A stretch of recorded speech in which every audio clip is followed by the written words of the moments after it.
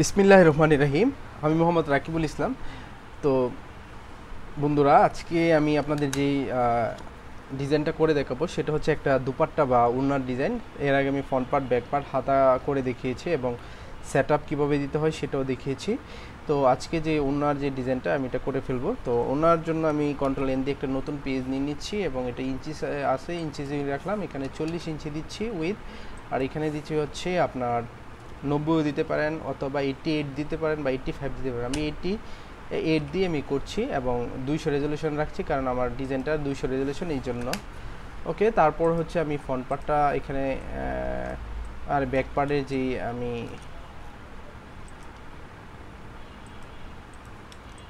এই দুইটা অংশ কপি করে নিয়ে যাচ্ছি অন্য সি দিয়ে। এর আগে আমি এটাকে আমি লকটা উঠিয়ে আমি কন্ট্রোল টি দিব, দিলে আমি এটার মিডলটা নির্ণয় করতে পারবো খুব সহজে। এই যে এটার মিডলটা নির্ণয় করে ফেললাম এবং পরবর্তীতে এটাকে আমি আবার লক করে দিব এবং কন্ট্রোল বি দিয়ে এটা পেস্ট করে দিব। তো পেস্ট করার পর এটাকে আমি রোটেট করে দিচ্ছি। রোটেট করে এটা আমি একদম নিচের অংশে বসিয়ে দিব। তো নিচের অংশে বসাইলে একটা জিনিস আমাদের হচ্ছে, এখানে কিন্তু সম্পূর্ণ অংশটা হচ্ছে না। তো না হওয়ার কারণে আমার কিন্তু কাজটা, এটাকে আমি আবার একটু জয়েন দিব। জয়েন দিলেই আপনার এটা সুন্দর করে হয়ে যাবে আশা করছি। তো এই দুইটা ধরে মার্চ করে ফেললাম কন্ট্রোল ই দিয়ে, এবং অতিরিক্ত অংশ যেটা আমার হয়েছে এটা আমি ডিলিট করে দিব। তো ফিক্স দেওয়া, এটা নর্মাল করে নিচ্ছি। তো এটাকে কিন্তু আমি ডিলিট করে দিলাম। আর নিচের যেই আমার সাইড বর্ডারটা রয়েছে সলিড কালার, এটাকে কন্ট্রোল টি দিয়ে আমি এটাকে সম্পূর্ণ অংশে বসিয়ে দিলাম এবং এই দুইটা আমি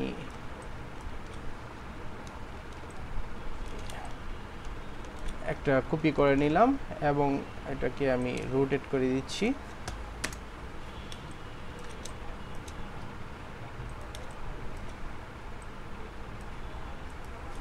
এটা কেটে দিলাম কিছু অংশ, কারণ আমার সবগুলো অংশ যেহেতু লাগবে না এই জন্য।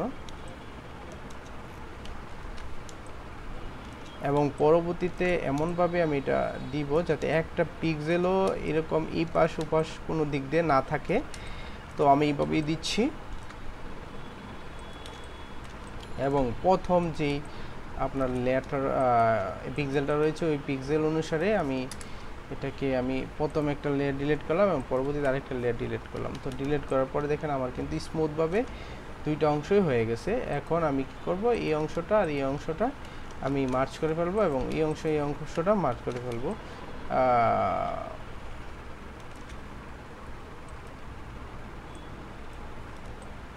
তো অতিরিক্ত অংশ যেটা রয়েছে আমি এটা কিন্তু কেটে নিব।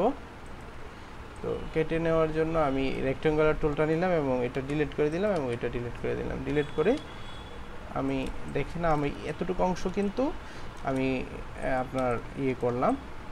আমি যেই ফটোশপটা ব্যবহার করছি এটা হচ্ছে 24-এর ভার্সন।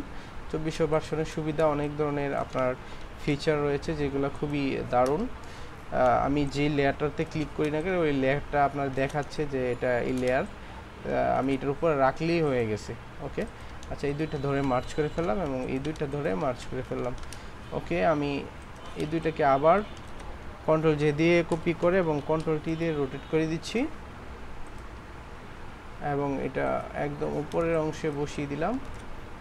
বসিয়ে দিয়ে এই অংশ আর এই অংশ মার্চ করে ফেললাম এবং এই অংশ আর এই অংশ মার্চ করে ফেললাম কন্ট্রোল ই দিয়ে। আমার কিন্তু এখানে সাইডে যেটা প্রয়োজন আমার এটা কিন্তু হয়ে গেছে, এখানে সাইড বর্ডারটা। এখন আমি এখানে যে ওনাটা এটা এইভাবে হুবহু এটা এখানে নিয়েও বসাইতে পারি, অথবা আমি যদি ভেঙে ভেঙে বসাই তাও বসাইতে পারি।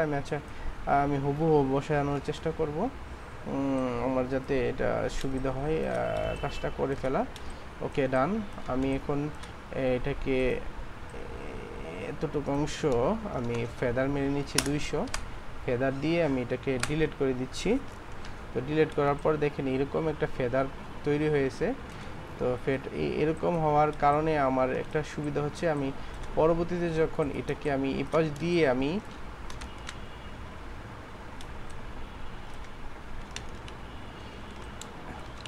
এটা রোটেট করলাম এবং এটাকে ভার্টিক্যাল করে উপরে বসাই দিলাম এবং এটা সর্বশেষ উপরে দিয়ে দিলাম। এখন দেখেন আমার কিন্তু এই যে এই অংশটা মাঝখানের অংশটা স্মুথভাবে মিলে গেছে খুব সহজে। তারপরে আপনারা দেখেন আমি যদি আমার ওড়নাটা দেখাই, আমার ওড়নাটা কিন্তু এরকম হয়েছে, খুব সুন্দর দেখাচ্ছে কিন্তু। এরপরও আপনি যদি এক্সট্রা কিছু ব্যবহার করতে চান এখান থেকে আপনি নিয়ে আসতে পারেন, এখানে এনে ব্যবহার করতে পারেন কপি করে। যদি কোথাও আপনি কোনো কিছু ব্যবহার করতে চান এক্সট্রা কিছু ব্যবহার করতে পারেন, কোনো সমস্যা নাই।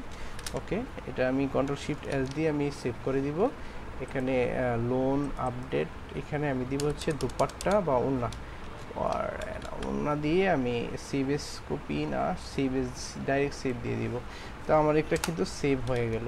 তো খুব সহজে কিন্তু আমরা যে কোনো একটা দুপাট্টা তৈরি করে ফেলতে পারি।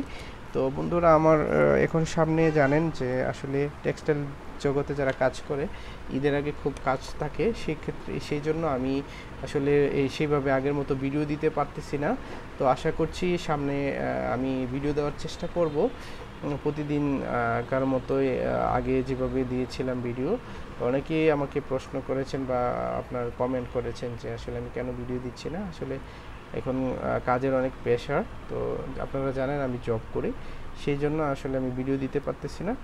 তো আজকে এতটুকুই, ভালো থাকুন, সুস্থ থাকুন এবং পরবর্তীতে আমি সামনে একটা কুর্তির ডিজাইন বা আপনার ওয়ান পিসের 2 পিস বা 1 পিসের যে ডিজাইনগুলো হয়ে থাকে কোন টাইপের ডিজাইন সেই স্ট্রাকচার অনুযায়ী আমি কিন্তু একটা ভিডিও দিব। তো সেই ভিডিওটার জন্য অবশ্যই অপেক্ষা করতে হবে এবং সবাই আপনার এই 4টা ভিডিও যদি ভালো করে দেখেন সেক্ষেত্রে আপনার লোন সম্পর্কে মোটামুটি ভালো একটা ধারণা নিতে পারবেন। ভালো থাকুন, সুস্থ থাকুন।